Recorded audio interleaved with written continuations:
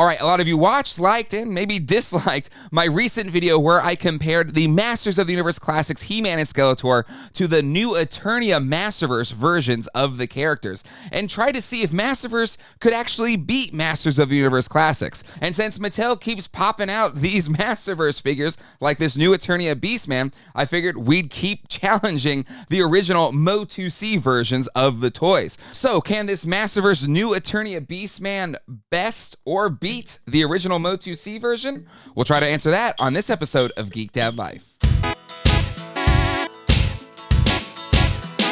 Hello everybody and welcome to Geek Dad Life. It's your host, Jay Gladfelter here. At San Diego Comic-Con in 2008, the Masters of the Universe Classics line premiered with a Comic-Con exclusive King Grayskull figure encased in an awesome recreation of Castle Grayskull. While you would think the first two non-exclusive figures released in this legendary toy line would be He-Man and Skeletor, it was actually He-Man and this Beast Man. Because Beast Man was one of the first figures released and one of the best ones sculpted by the Four Horsemen, it has always been a fan favorite.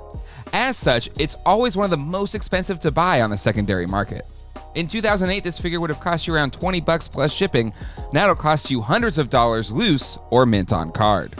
14 years later, Mattel has finally released a contender to what has long been considered the best Beast Man figure ever. As a new Eternia release in the Masterverse toy line, this Beast Man looks to pull from the early Mark Taylor concept art for what would become the Beast Man toy and character, while also giving you the option to display a more classic look for the character. Now that we've introduced our players in this MOTUC versus Masterverse showdown, let's go over the parameters by which they will be judged. Cost, packaging, paint, sculpt, and articulation will carry over from our previous contests, but this time I will add accessories and a tie-breaking fun factor category to the grading. Starting with cost, it's going to be hard for MOTUC to compete. MOTUC costs, especially with these earlier figures, still fetch hundreds of dollars, and Beast Man is no exception. This new Eternia Beast Man is a deluxe figure, which carries a premium price tag of $32.99. But still, $33 versus $200 is not even close. I gotta give this one to the Masterverse new Eternia Beast Man. Moving on to the packaging, I've already said it before, but I am not a fan of the MOTU Classics packaging design. I've never been a fan of it. And I haven't been much of a fan of the Masterverse packaging either. But with these new Eternia figures, they have had artwork done by the wonderful Nate Barch. And this larger deluxe packaging gives them that much more space to work with. And oh my gosh, is it fantastic. It is inspired by his early mini comics appearance, but features multiple Beast people, which is really cool, and I absolutely love it. And while I definitely get a nostalgic hit when I open up this 14-year-old MOTUC Beast Man figure, the box opening experience for Masterverse is better. It's more collector-friendly, allowing you to easily remove the figure from the package or put it back in when you're done displaying it. So for the packaging, if it's Nate Barch art, I'm going to give the win to the Masterverse new Eternia Beast Man. The sculpting on both of these figures is really good. The new Eternia Beast Man features a big hulking presence when you stand it side by side to the Classics release, and that is by design. This is a deluxe release after all, and the scale of this figure takes advantage of every extra dollar that it costs. I also really love the head sculpt on the new Eternia figure. It has a personality to it that I really like, similar to the new Eternia Skeletor classic head sculpt. So I really like the sculpting on this new Eternia Beast Man figure. But again, when the Four Horsemen are at their best, they are hard to beat. And the original MOTUC Beast Man figure is iconic.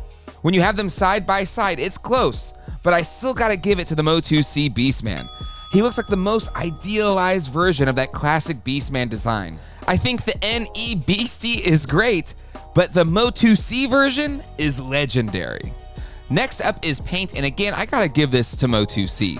This is an early Classics release, and those had the best paint applications out of the entire line. Those first few years were just fantastic, and didn't have the budget constraints that limited the paint in later years. This MOTUC Beast Man featured all of the best of what MOTUC had to offer paint-wise. But this new Eternia Beast Man does a pretty good job as well. There's a lot of paint detail, there's a nice wash to it, and it's not too overdone. I think it looks really good and is some of the best paint that I have seen on a Masterverse figure. But there's one big glaring problem with this toy. Once you remove that big furry pelt, you see that the torso is a completely different color than the rest of the figure. Now, I know I probably shouldn't put it in the paint section, but I don't have a plastic section, so I'm going to put it here as it really detracts from this figure. This torso is the one thing that pulls this figure away from being a slam dunk win over the MOTUC release. Maybe they could have fixed this with some orange paint that would have helped it match better to the rest of the figure. I don't know why they let it leave the factory like this, but it's a big knock against this figure. So it was an uphill climb for the NEBC with the paint, but MOTUC wins this one handedly because of that off-color torso. Next up is articulation. If there's one thing I got the most flack over in my previous MOTUC versus Masterverse video, was that I gave the articulation win to the two classics figures. I completely understand where those people were coming from. I actually cut out the section where I really explained my reasoning just to try and shorten the time of the video, but I do have my reasons. The articulation for the Masterverse is all modern. It uses pinless joints, it has double jointed knees and elbows, and a more modern ab crunch. So if you're looking for modern articulation, Masterverse is where it's at. But for me, more articulation doesn't always mean better articulation. Now, if this was one of the classics figures that had very loose joints, or loose ankles, or a loose bobblehead, which was a problem back then, I would give the win to this Masterverse figure. But this classics Beast Man does not have that issue. But my problem with the double jointed knees and elbows, especially the elbows on this Beast Man figure, is that it makes his arms look all disjointed. I think it kills the flow of the sculpt of the figure. And while I do really like the pinless technology, the weird elbow really bugs me. This is my personal opinion, and I can totally see how the pins are very visible on these MOTUC figures, and that could detract it for you.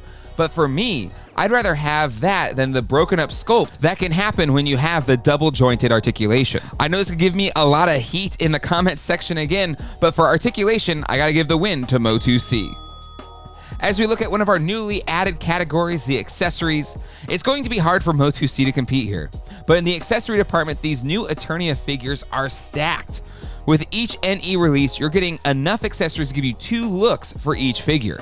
So far, this Beast Man is the best of them all. It gives you this really cool combination of Mark Taylor's initial concept for a Ursus Prime, a bear-like character, that Mattel execs back when the line was being created thought looked too much like Chewbacca. So Mark went back to the drawing board and worked on what would become the Beast Man we all know and love. This figure uses that Ursus Prime armor, but turns the bear-like animal into a pelt with fur and a head making a cap for this beastie. Unlike the other 2 new Eternia releases, I prefer this alternate look for this Beast Man.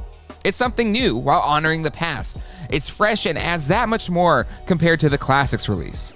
For the MOTUC Beast Man, it has the classic Beast Man look, but that original figure was light in accessories, and the same is true here. He comes with his whip and his armor, and that's it. So this one is an easy win for the Masterverse Beast Man. All right, we're all tied up, and we're going to our tiebreaker, the fun category. And this is a really tough decision. If I want the iconic Beast Man look, then I would go for the MOTUC version. But the fact that you can get this new Eternia release for Beast Man for $33, and it'll give you the classic Beast Man look as well as his new look inspired by Mark Taylor's original concept art, I simply think it's a more fun figure. It's less money out of your pocket, and it just gives you more accessories and more looks. So feel free to knock me in the comments, but I'm giving the fun factor to the new Eternia Beast Man. And that makes this showdown a win for Masterverse, as the NE Beast Man wins out over the MOTUC Beast Man. But don't worry, hopefully there will be many more showdowns to come. So be sure to hit that subscribe button and that bell icon to ensure you see the next showdown between MOTUC and the Masterverse toy line. I'd like to thank the people that make this show possible, my patrons. You can find a full list of them right here. If you'd like to help this channel grow, become a patron today at patreon.com/geekdadlife. I definitely want to keep this MOTUC versus Masterverse video series going. You can find a playlist for that right here, or you can check out this video that YouTube wants you to see. And until next time, hasta luego and goodbye.